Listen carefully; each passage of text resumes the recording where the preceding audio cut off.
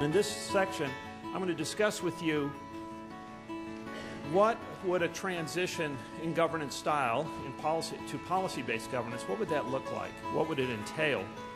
Think about how your board looks at accomplishing, seeing that you have clear values, that you've articulated a mission, and how do you organize to accomplish that? That's what governance is meant to do. Governance is how we structure the roles in our church and how we act on those so that we can achieve our mission. That's what it's all about. Now, there's no way to give you every detail of what this would be like. Our goal is to provide for you a basic map or flow chart, and we'll do that. Of course, if you decide to go through this, there's always lots of help. Besides Unity Consulting, speak with your district executive. There are others out there that can help you work through whether a governance transition is right for you, as well as to help facilitate those early steps to look at this. Now, we see 4 major stages in a transition to policy-based governance, and you'll find these in your booklet on page 20, and then pages 21 to 24 gives each stage in detail, and I'll go through them in a little more detail. Now, a multi-year process may strike you as daunting. Okay, but again, this process can be one that is tremendous learning experience and community building experience. I heard in yesterday's workshop that the UUA trustees led about their transition to policy governance. Linda Laskowski, our trustee from the Pacific Central District, described it as kind of like mating elephants. One of the points being that you really don't get an offspring. It takes a few years. But you will realize benefits in the very first stage.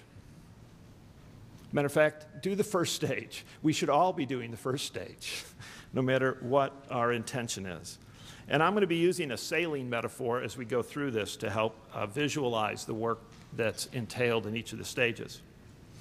The first year to 18 months, and when I give time frames, it could be 2 years. It could be maybe a little more. It could be less than 18 months. But the first year to 18 months, you want to make sure that the tool will enable you to live more fully into your core values and mission. And you want to build a broad understanding of the benefits of a governance transition. So we call this stage getting it started, and it's about dreaming over oceans, okay? You're looking out. This is when you're casting your vision and seeing what your values are. So it's about finding the purpose for the voyage, knowing the crew, and selecting the boat.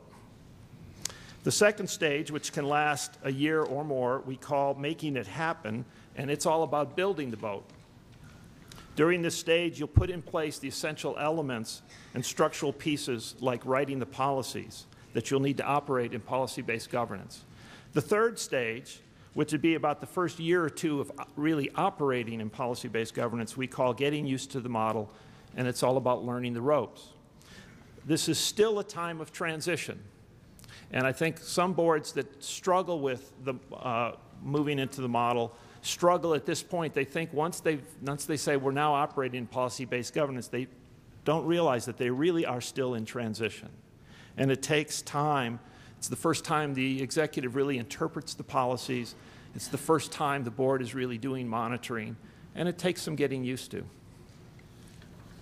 The fourth stage, the last stage, is living into the model, and it's about sailing with confidence. And so really in years 2 to 5 of actually operating in policy-based governance, it's about ensuring that the system continues to mature and deepen, and that you are effectively handing over the wheel from the board that built the boat, okay, and moved it through its initial test runs of the voyage to the board that will navigate it to your vision. The first stage, getting started, you're making sure that policy-based governance can indeed support your congregation's ability to live more fully into its values and mission, which is really, again, what the governance system is structured to do. So the board's first task is to articulate these two biggest nested bowls that we talked about yesterday. And to do this, the board needs to intentionally begin its linkage work, to initiate the holy conversations with and among the congregation about the core values and mission.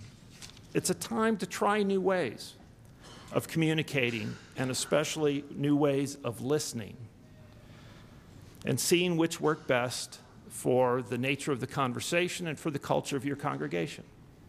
Now here in this workshop, we've actually been trying some different ways. The experience of the holy is an appreciative inquiry process, okay? It uses appreciative inquiry style of group process. We've definitely used, with every exercise, guided intentional dialogue. We guided your discussion. We seeded it with questions. Okay? That's another style you could be using in your linkage. You could use focus groups, in which board members are facilitating focus groups. University Unitarian of Seattle, they have adopted something they learned from the faith-based community organizing group that they're involved with in the Seattle area called listening campaigns. So the board has listening campaigns with the congregation. So, and they've had to try it. So it's all about trying out new ways. And this first stage is a really good time to be trying new ways of linkage. As the board works with the congregation to articulate its core values, it devotes its time to learning about policy-based governance. It may send some board members to GA, to a governance track. Okay? It may get some of the Carver materials.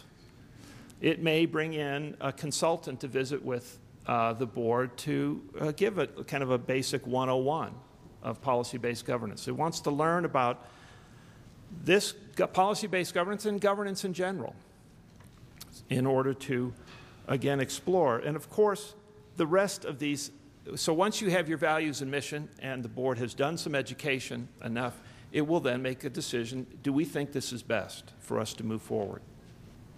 After the formal choice, the board needs to draft a transition plan with the tasks and the timing of the steps that will take you through the second stage, which I'll talk about in a minute, as well as two other particular items. One is how to transition the roles and accountabilities, particularly determining the nature of the executive function, and how to educate and communicate with the congregation about the transition. Your plan should detail how you'll transition the board and executive roles in that new system.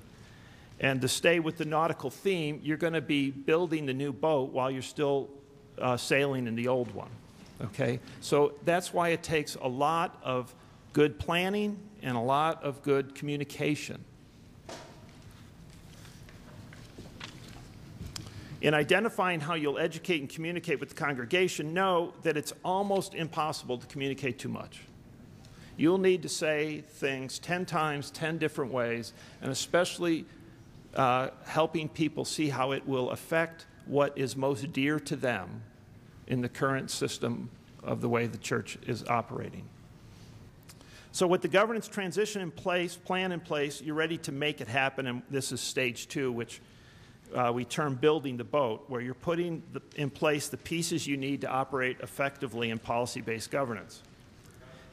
You'll produce 2 outcomes in this stage with lots of continuing conversations with the congregation to make it go smoothly.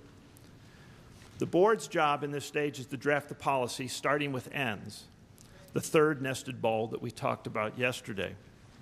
Now, because this is your first time, probably, that you've ever actually considered things like ends in that way, you're going to feel uncertainty about how it should be done and whether you're doing it right. And so we recommend that you create ends that you can live with for a year, and that you take them then to your sources of accountability and authority over the course of that year to test them, to see what people think. Once you've drafted your ends, then move on to do the rest of the other 3 sets of policies: the executive limitations, the board-executive relationship, and the board governance process policies. There are numerous templates for these policies, including the Carver books and the policy sets of other congregations. And it's a good approach is to have someone experienced in policy creation to work with the board and work with you with the templates to adapt them so that they are right with your values. Now, I want to emphasize, do not just simply take somebody else's policies and say, these are now our policies. The board must truly own these policies. They must go through them and see that the values that are important for this congregation are embedded in these policies. The second outcome of this stage, besides creating the policies, are the organizational and governance structures needed to support policy-based governance. And the board is responsible to create 3 of these. One is to look and identify if there's any necessary or helpful bylaw changes. The second is the monitoring schedule. Others call it the perpetual calendar for the board.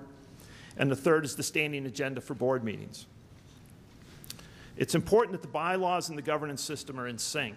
And most congregations find that there are changes that should be made when they move into policy-based governance. The second item is the monitoring schedule that I mentioned, and this is the tool that holds the board accountable for its work. This calendar sets the due dates for when the board will monitor each set of policies. So the executive knows well ahead of time, knows a year ahead of time, at least, when each policy set will be routinely monitored and how it will be monitored. Also, the board should be putting into this calendar when it will do certain types of linkage with the congregation. The third item that the board needs to create is the standing agenda, and you have the after board meeting agenda from the scenario we went through with the board, UUA board earlier this morning, is an example of a standing agenda. So these are the 3 pieces of organizational and governance structures that the board creates. And the executive has responsibility for creating 2 others. One being the structure of the ministries of the congregation that supports the congregation's efforts to achieve its mission, and the committee and any committee or team charters and job descriptions to match that structure. Now, although the executive is responsible for creating it, they certainly don't create it alone. And there is such a thing as executive linkage. The executive should be very intentional about working with the congregation and the existing operational committee structure and how they will restructure this to work best to achieve the ends. At the end of this stage is when the board would want to revisit those ends that they created earlier a year ago and determine whether they are suitable or whether they want to redraft them based on the feedback they've gotten in their linkage work. And now you're ready to actually begin operating in policy-based governance. So stage 3 is the first year or 2 of operating, and it's getting used to the model. So even if you've laid the groundwork well and completed every task of the first 2 stages, the first year of actually operating will feel like you're learning the ropes. Topics will come up, and you'll be asking yourself, is this the board's role? Is this the executive's role? You'll have people in the congregation coming up to board members wanting you to fix things that they used to come to you to fix. And you'll have to take the time to explain that the system works different now. You'll be learning your way still through the linkage, and some of it will just feel awkward, but this is all normal. This is still a transition. You're still learning.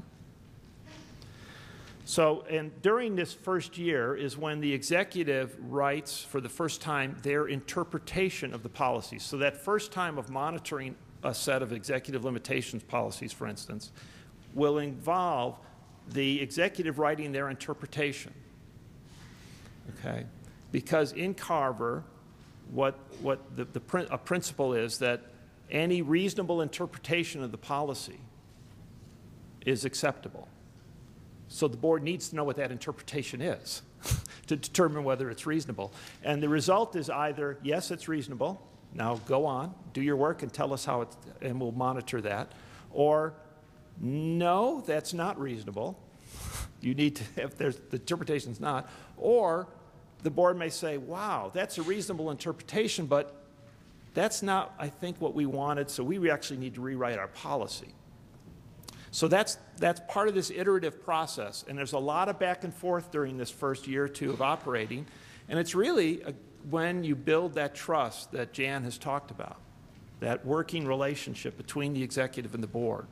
Okay, that was stage 3, which is getting used to the model. Now in stage 4, which I call years 2 to 5 of working in, is what we're terming living into the model, where you finally begin to sail with confidence.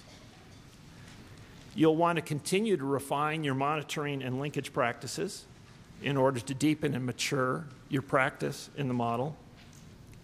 And you'll want to initiate holy conversations to revisit the mission and ends at the end of about a 5-year period. So again, this brings us all the way back full circle.